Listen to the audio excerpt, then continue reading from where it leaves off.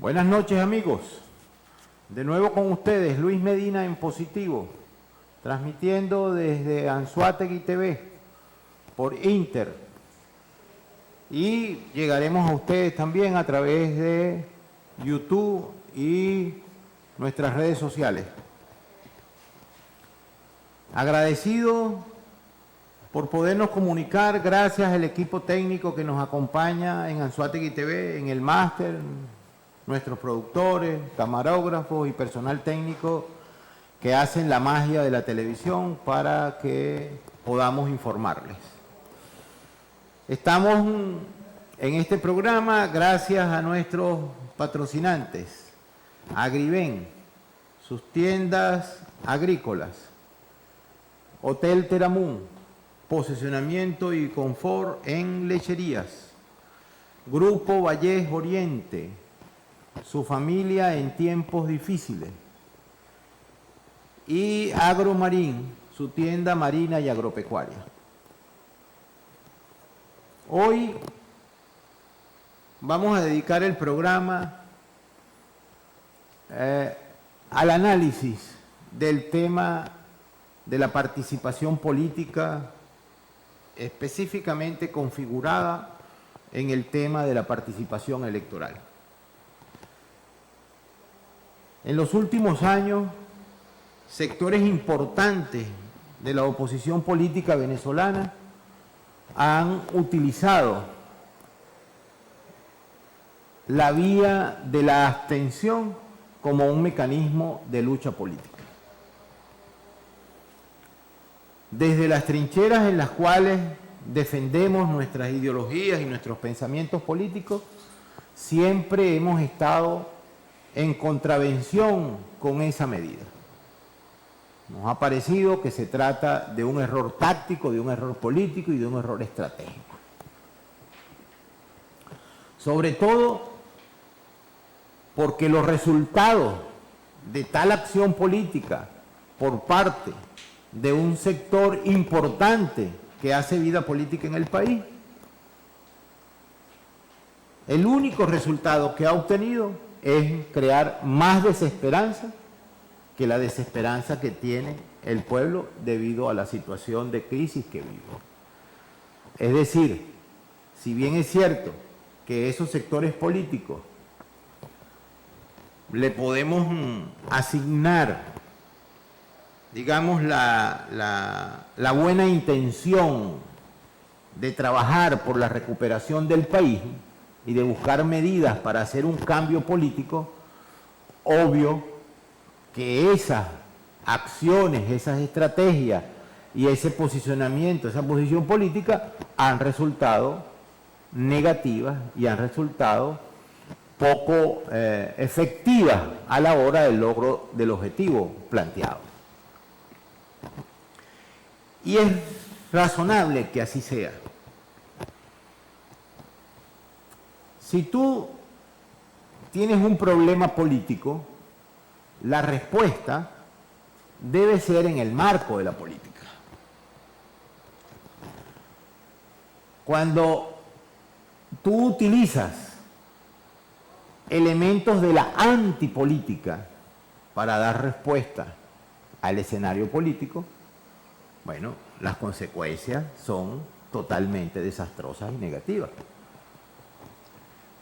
La política prevé la posibilidad de la negociación, del diálogo, no del diálogo malentendido, no de la negociación malentendida donde hay unos que venden sus posturas a cambio de prebendas o de digamos, de regalías particulares, sino que la política es la discusión diaria, es la discusión permanente entre quienes tienen una visión y tienen otra visión y buscan construir, ¿verdad?, una solución para el país.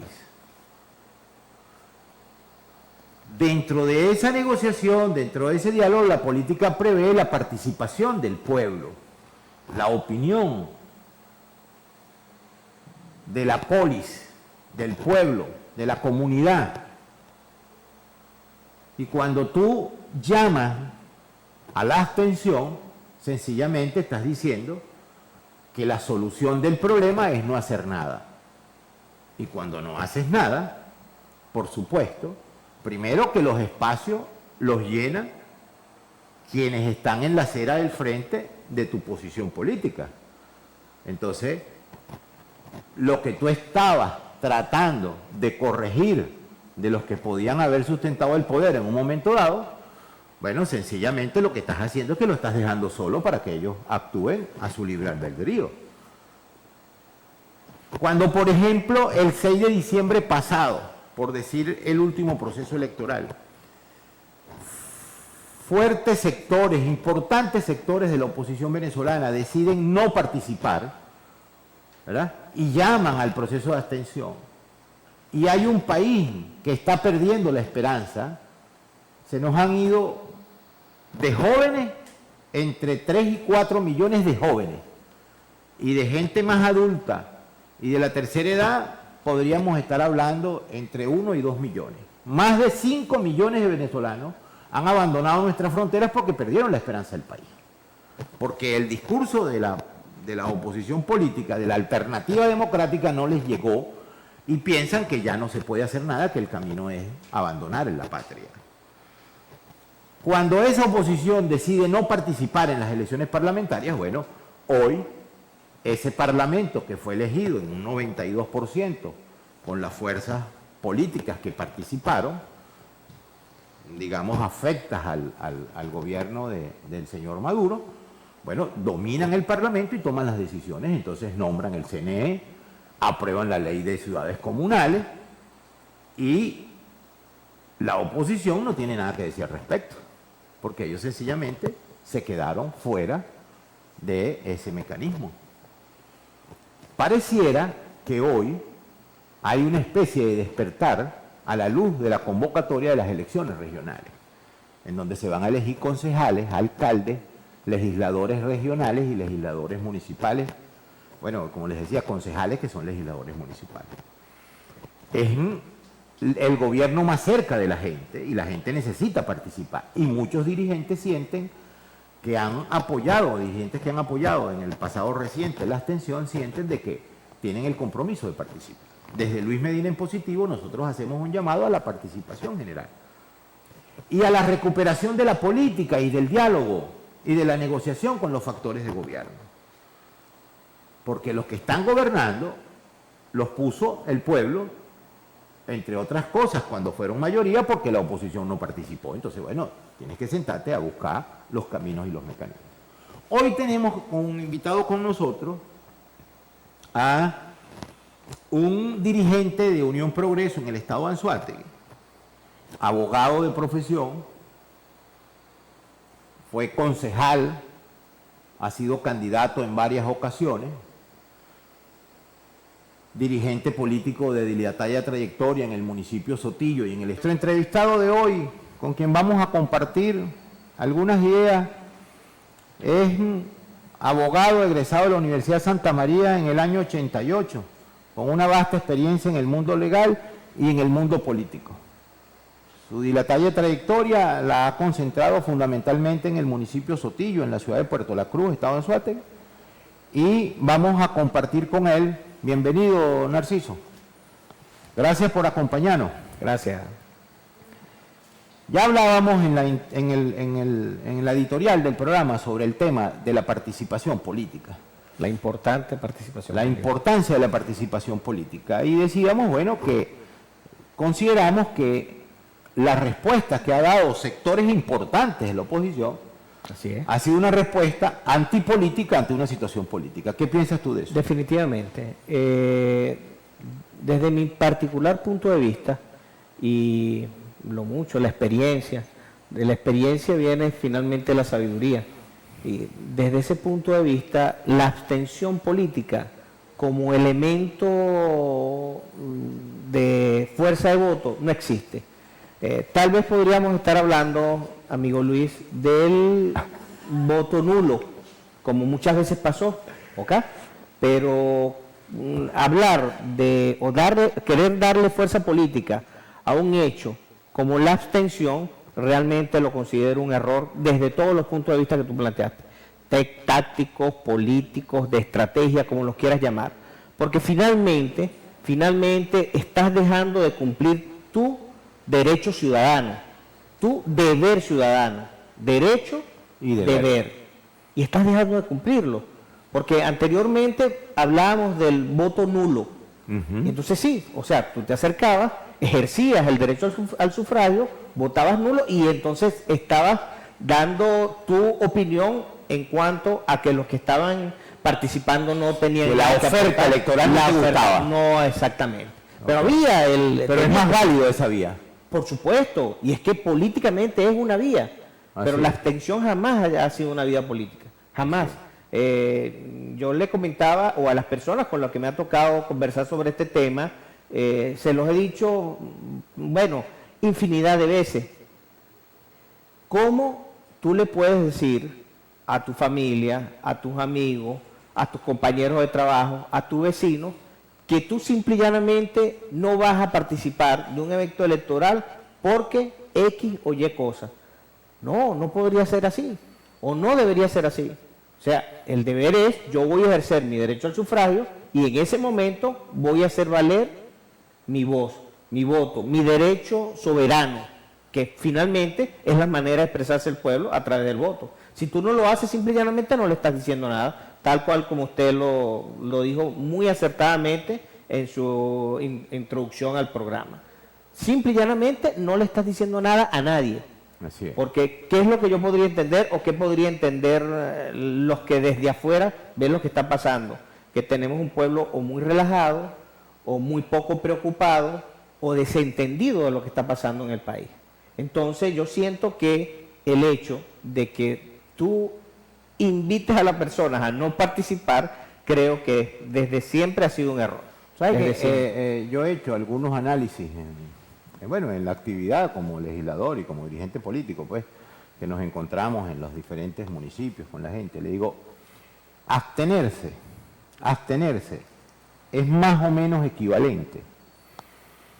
Y yo pongo un ejemplo a un hecho como el que les voy a comentar. Es más o menos equivalente a que un señor, cualquiera que nos está viendo, un padre de familia, que tiene un cuadro de familia, tiene una mujer, tiene 3 muchachos que mantener y está desempleado. Okay. No tiene trabajo, no tiene ingreso, no tiene con qué dinero, los recursos para llevar el sustento a su familia, para pagar los servicios públicos, y para comprar comida y para pagar el gas y el agua. Y ese señor tiene muchas alternativas, pero tiene 2 grandes alternativas. Una, quedarse en su casa y no hacer nada, a ver si viene alguien a resolver el problema, ¿ok? Y la otra, salir, ¿ok? ¿Qué hace usted que me está viendo? ¿Qué haría usted en esa circunstancia? ¿Usted se queda en su casa, se mete bajo la cama a esperar a ver si un vecino viene o un familiar viene y lo auxilia? ¿O usted sale a la calle así no haya condiciones? Usted tiene que esperar las condiciones. ¿Cuáles son las condiciones perfectas? Que me asome a la calle y venga alguien y me ofrezca un empleo o me ofrezca un buen negocio para ganarme un dinero. Esas condiciones yo tengo que salir a lucharlas, a pelearlas. Así es. A hacer la diligencia. La peor diligencia es la que no se hace. De manera pues que un poco muchos sectores de la vida política, yo creo que también un poco el escenario político ha sido como muy propicio, porque desde la presidencia del difunto Hugo Chávez, la crispación política, la diatriba política, entonces lleva a la gente a buscar los extremos. Entonces se apoderaron los extremistas de la situación. Así es. ¿Entiendes? Ve, amigo Luis, yo recuerdo, le hacía el comentario apenas el día de ayer en una reunión político familiar, se podría decir, que tuve con unos vecinos. Yo les decía, y como le he dicho a muchos de los que me rodean y que en conversaciones les he transmitido esa importancia del voto. Yo recuerdo en el año 96, tal cual como usted lo dijo, yo formé parte del equipo de trabajo de José León Brito, en la alcaldía de Sotillo.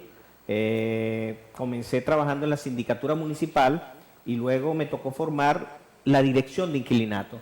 que era una dirección, una parte ejecutiva, donde se manejaba administrativamente el tema de los inquilinos en el municipio de Sotillo, que después eso permeó al municipio de Urbaneja, Guanta y por supuesto Bolívar. Pues me tocó colaborar con todos ellos con relación a ese trabajo.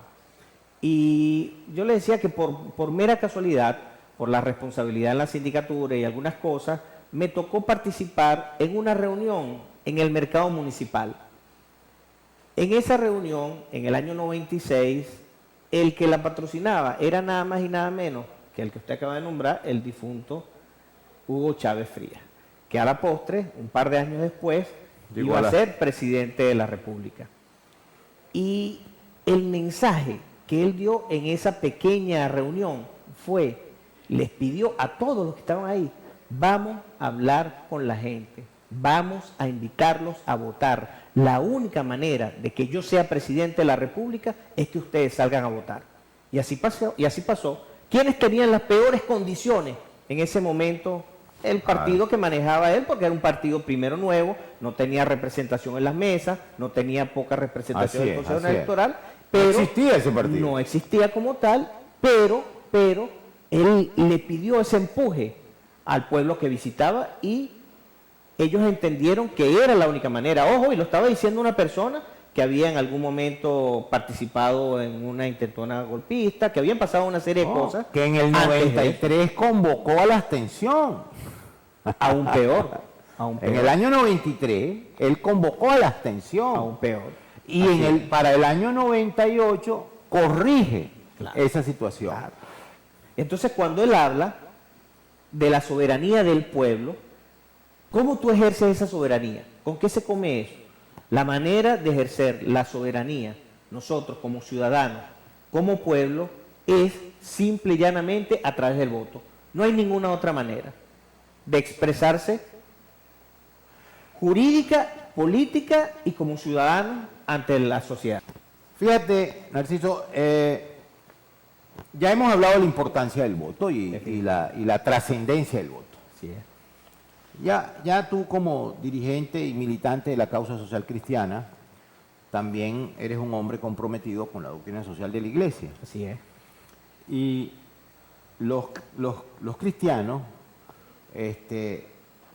creemos en la perfección, en el perfeccionamiento de la sociedad civil. Creemos en que la gente se puede arrepentir y puede corregir los errores. Claro. Sí. Y también creemos en el tema del perdón. Un gran trabajo. En el tema del perdón. Yo creo que el abismo que está el país en estos momentos amerita, primero, de mucho arrepentimiento por parte de quienes nos hemos equivocado. Y eso me incluyo porque nadie es dueño absoluto de la verdad, ni nadie es perfecto. Todos nos hemos equivocado. Entonces, primero asumir nuestras culpas, ¿ok? Y luego hacer el acto creo que lo llaman de contrición, de arrepentimiento y de querer construir algo, es decir, de querer mejorar, de querer corregir las cosas. Y yo creo que aquí hay una dirigencia que debe estar en eso. Y fíjense, vimos al señor Juan Guaidó el año pasado decir que él no se iba a reunir con la gente de Noruega, con la gente de la Comunidad Europea, que el diálogo con Maduro, que con dictadura no se hacía diálogo, porque eso era imposible, pero hoy resulta que tenemos un plan de salvación nacional y hoy nos estaban comentando que parece que en los próximos días en la República Mexicana se van a iniciar las conversaciones de nuevo. Y yo creo que son elementos es decir, rescate del voto como expresión genuina del pueblo, el rescate de la negociación política seria. ¿Qué tal? En ese sentido hemos tenido experiencias... En el mejor sentido de la palabra. En el mejor sentido y en el peor también, porque ha habido negociaciones que el gobierno se ha burlado, pero que también factores opositores se han prestado para hacer juego a los intereses del gobierno. Así es. ¿Qué dices tú en materia de la recuperación del diálogo como elemento de la salida? Es interesante. Yo siento, ahorita acabas de decir, una negociación en el mal sentido o el buen sentido. Yo siento que la negociación como tal es la negociación. No hay otra. Es bilateral, debe ser consensual y debe tener una serie de requisitos. Si una de las partes no cumple, simple y llanamente la negociación no se dio porque incumplió una de las partes. Claro. ¿Ok? Pero la negociación como tal es buena. Yo podría decir en este caso que si da buenos resultados, la negociación fue buena. Pero Claro. si la negociación no da buenos resultados, por supuesto que no fue una buena negociación. Por supuesto. ¿Ok? Entonces es como que producto de las consecuencias de esa negociación. Sí. Ojalá Que la calificación viene por las consecuencias. Y no porque, por el resultado. O sea, exacto, pues tú no puedes predecir, porque en inicio, o ad inicio, como decimos nosotros los abogados, la negociación definitivamente tiene que ser, como te dije, consensual. Tiene que ser consensuada. ¿Ok? Y si las dos partes, que es importante, tenemos una parte, en este caso político, que es el gobierno, y tenemos una parte que es la oposición, que no somos gobierno, bueno, ya tenemos dos partes bien interesantes, ¿no? Si estos dos quieren hablar, ¿qué tiene de malo? Gobierno y oposición. O sea, que si partes desde ese principio, toda negociación es buena. Entonces pasa que empiezan las descalificaciones de este lado y las descalificaciones de este lado. Ahí entonces ya de inicio la cuestión no va bien. ¿No? Y veo un tema. Es decir, en estos momentos se va a iniciar una negociación. ¿Cuál es el escenario político? A diferencia del año pasado. Por ejemplo, cuando a principios del año pasado, del año 2020, por ejemplo, la oposición tenía un liderazgo encarnado en Juan Guaidó. Así es. Y el 70% de los ciudadanos venezolanos creían que él era una esperanza, una salida a la crisis y que él podía guiarnos por el camino de la salida. Pero además, el gobierno, la parte del gobierno encabezada por Nicolás Maduro, todavía guardaba algo así como un 30-35% de 25 a 30% de favoritismo. Las partes no se encontraron, ninguna de las dos. Quizás Maduro, el presidente dijo que quería negociar, pero no quería y hace cosas para no hacerlo, y la otra parte, bueno, no se pusieron de acuerdo. Bueno, hoy van a una mesa de negociación cuando el 80% de los venezolanos rechazan tanto al sector opositor como al sector gobierno.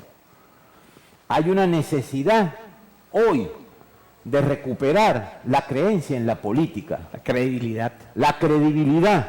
Es decir, hoy tienen un problema adicional que resolver, además de los problemas del país, un problema que se le ha agregado, que es la pérdida de confianza de la gente, porque hoy, por ejemplo, el gobierno de Nicolás Maduro no llega a un 15% de aceptación. Es decir, la mitad de los que lo apoyaban el año pasado, hoy no lo apoyan.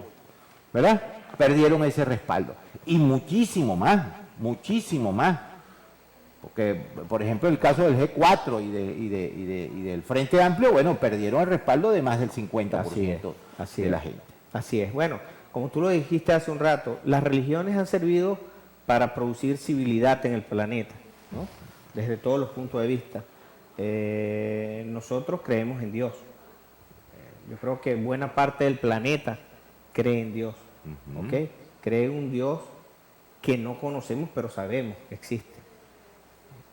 Eso ya nos puede servir de esperanza para todo lo que venga.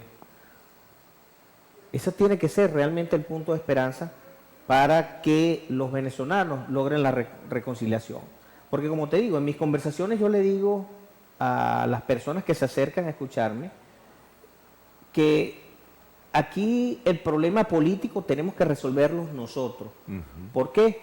Porque cuando hablamos de un sector al que hemos denominado chavista, o cuando hablamos de un sector al que hemos denominado oposición, tienen algo en común, y es que somos venezolanos. Ellos son venezolanos y nosotros somos, o la oposición es venezolana. ¿Ok? Ya es lo primero, el primer punto en común. Y lo segundo es que qué mejor manera de resolver nuestros problemas, sino a través de ese trabajo de civilidad que hemos hecho. La institución del voto es de la Constitución del año 1947. Y mira que muchos países todavía están luchando por buscar o tener ese derecho al voto. Hay países donde todavía las mujeres no votan. Nosotros aquí tenemos una participación igualitaria de la mujer en todos los aspectos políticos de nuestra vida. Entonces, yo siento, amigo Luis Medina, que nos queda mucho por recorrer. Siento que nosotros tenemos que volver a ese canal democrático, a ese paso perdido que siento que ahorita tenemos, o que donde estamos en ese paso perdido. Entonces, en todo caso, debemos recuperar la política. Primero debemos recuperar la esperanza por el voto, la posibilidad del voto, la confianza en el voto, y luego recuperar la confianza en la negociación política como elemento sustancial. Por supuesto. Y además, el diálogo, lo compartes, yo lo he consultado aquí con personeros del gobierno de Maduro, con líderes del PSV. Aquí hacen falta todos para resolver el problema del país. Aquí ninguno de los bandos por sí solo va a poder resolver esto. Aquí vamos a tener que unirnos los venezolanos. Aquí tenemos que eliminar el término de las facciones. Aquí no puede haber facciones, aquí no puede haber nada de eso. Tenemos que construir una agenda común. Así es. Mínima. Claro, nosotros no vamos a lograr nada a través de una vía que no sea la vía democrática, a través de una vía que no sea a través del voto. Sí. Fíjate, nos hemos paseado por el tema del voto, el tema de la negociación política, el rescate de la política. Sí. Ahora bien, tenemos unas elecciones regionales. Se van a elegir alcaldes, concejales, gobernadores y legisladores regionales. Correcto. Fíjate, Narciso, Puerto La Cruz y el municipio Sotillo. Yo me recuerdo que cuando yo soy nativo del Tigre y me instalo aquí en el año 88, 89, me vengo. Y yo decía, joven, trabajando, decía, Puerto La Cruz y Nueva York es lo mejor del mundo. Es decir, yo decía, la aspiración mía era tener un apartamento en Puerto La Cruz y tener dónde llegar a Nueva York, porque era una ciudad, la capital del mundo. Pero la capital del oriente del país era Puerto La Cruz. Puerto La Cruz, por ejemplo, yo me he movido en el mundo inmobiliario. Los valores más importantes, los inmuebles más costosos que había en todo el oriente del país estaban ubicados en Puerto La Cruz. Así es. Puerto La Cruz era una ciudad pujante, la sede de todas las direcciones, vicepresidencias regionales del oriente del país de los bancos estaban en Puerto La Cruz. Si tú querías conseguir un repuesto o una cuestión por una industria, ibas a Puerto La Cruz. Puerto La Cruz, como el país, pues. Así es. Decayó. Hoy Puerto La Cruz es la ruina de una gran ciudad. Así es, da mucha tristeza. En los años 80 y en los años 90, la gente en Caracas hablaba de Puerto La Cruz, como dices tú, la podría comparar inclusive con entre las ciudades más importantes del planeta, con Miami, con Ibiza, con estas ciudades turísticas, ¿no? Había de verdad, tiene un potencial de verdad indescriptible. Si nos ponemos, necesitas 3 programas para que tú puedas desarrollar todo el potencial que tiene Puerto La Cruz. Acuífero, montaña, refinería, gente, muchas cosas, turismo, todo, capital inmobiliario, tiene muchas cosas. Pero de verdad que los últimos gobernantes se han encargado de convertir a Puerto La Cruz en lo que hoy es una ciudad ruinosa, porque ese es el término, una ciudad indolente, pareciera que no tuviese doliente. Es increíble que las ubicaciones más importantes de la ciudad, la Plaza Bolívar, el Paseo de la Cruz del Mar, conocido siempre por nosotros como el Paseo Colón, la pobreza, la prostitución, la delincuencia, todo haga vida en los ojos de los habitantes de Puerto La Cruz y no pase nada. Las aguas negras desbordadas en la calle Libertad, que en algún momento, tal cual como usted lo dijo, llegó a ser una de las calles más costosas del planeta en cuanto a los bienes que cuánto podría costar un inmueble en esa calle Libertad. Un local comercial. Así es, costaba tanto igual que en Cartagena y que en Miami, como yo le digo. Y que a estas alturas Puerto La Cruz, pase lo que pase. Increíble. Yo en una editorial de los programas que normalmente, semanalmente escucho, yo lo sigo a usted en las redes sociales y cuando tengo oportunidad a través de la televisión, usted hablaba de algo importante, de tratar de traer nuevamente toda esa atracción, el potencial turístico que teníamos nosotros. Y yo le comentaba en una oportunidad que me tocó hacer ese viaje para solicitar la visa a Estados Unidos a la persona que estaba del otro lado, americana. Yo le decía, ¿cómo me gustaría que nuestro país fuera los que se estuvieran ocupando o preocupados porque ustedes vinieran a nuestro país y no nosotros ocupándonos de irnos para otro país? Así es. Qué bueno sería que esos americanos que en algún momento les encantaba venir a Venezuela, eso volviera a pasar. O que los europeos vinieran a pasar un tiempo aquí y no nosotros preocupados por tratar de ver cómo nos vamos del país a buscar recursos económicos, a buscar una mejor vida, a todo este montón de cosas que realmente da mucha tristeza y que está afectando a toda la familia Ahora bien, venezolana. Tenemos una realidad preocupante, una realidad dolorosa. No es el acto que se va a celebrar el 21 de noviembre una oportunidad para comenzar a reconstruir la esperanza y la reconstrucción del país, la reconstrucción de Puerto La Cruz y la reconstrucción de las ciudades de Venezuela. Así es. Vamos a empezar por ejercer el perdón, tal cual como usted lo dice. El perdón frente a todos, el perdón de nosotros como venezolanos, el perdón con nuestros vecinos, con nuestros amigos, con nuestros compañeros de trabajo. Vamos a empezar desde ahí, para que después de ese gran perdón, venga ese acto de reflexión y recordar que el voto universal, el voto como derecho y como deber, el voto como expresión de la voluntad popular, el voto como expresión de la soberanía, tiene que ser ejercido. Y de verdad que mi esperanza, amigo Luis Medina, es que los actores políticos se den cuenta de eso. Y de verdad, los que no estén de acuerdo con los que participan o creen que los que participan no llenan sus expectativas políticas y eso, bueno, vayan, hagan su cola, verifiquen cómo es el acto electoral y voten nulo, voten por quien tenga que votar. Ahora, también es el momento, apreciado Narciso, también es el momento de que la gente tenga la oportunidad de elegir entre la diversidad. Por supuesto, yo creo. Entre la diversidad, es decir, yo creo que es el momento de hacerle el llamado. Yo creo en eso, sí. A la gente buena. Decía un artículo de Eduardo Fernández en esta semana, de que Aristóteles decía de que cuando la gente buena deja de participar en la política, los malos se meten y toman las malas decisiones, entonces los buenos tienen que entrar.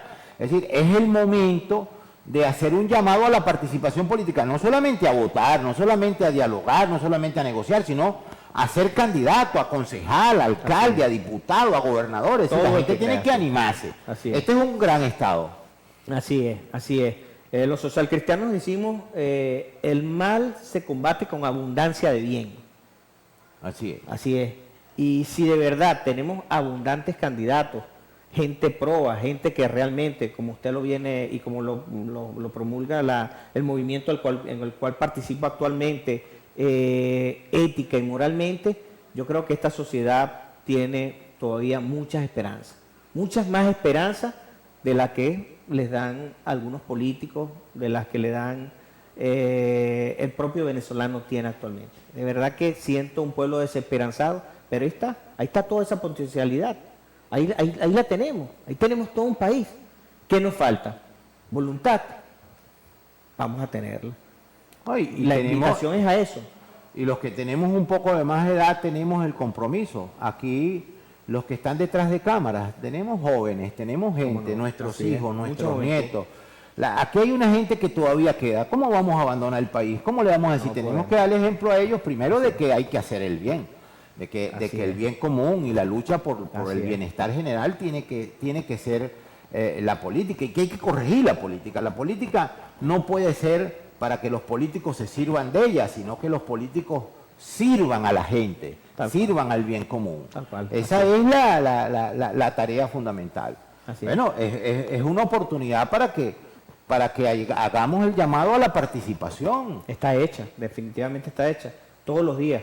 Yo siento que es la única manera de que aquí podamos los venezolanos resolver nuestras diferencias. a través del voto. Ese es el mecanismo, esa es la institución y esa es la vía que debemos utilizar para eso. Definitivamente, mi amigo Luis. Invito de verdad a la sociedad venezolana, a mis vecinos de Puerto La Cruz, a mis familiares, a todos aquellos que de verdad todavía tienen alguna duda de que este país se puede recuperar, piénsenlo, dedíquenle un tiempo a la reflexión y de verdad dense cuenta, su vecino, nosotros todos, los venezolanos, entre nosotros es donde nosotros debemos resolver nuestros problemas. Bueno, amigos, excelente el programa de hoy. Debemos cumplir, se nos agotó el tiempo. Debemos agradecer pues la invitación al equipo técnico y a nuestros patrocinantes. Agriven, Agromarín, Hotel Teramún, Grupo Vallés, por el apoyo y por permitirnos estar con ustedes y compartir con ustedes. Hasta la próxima. Dios los bendiga.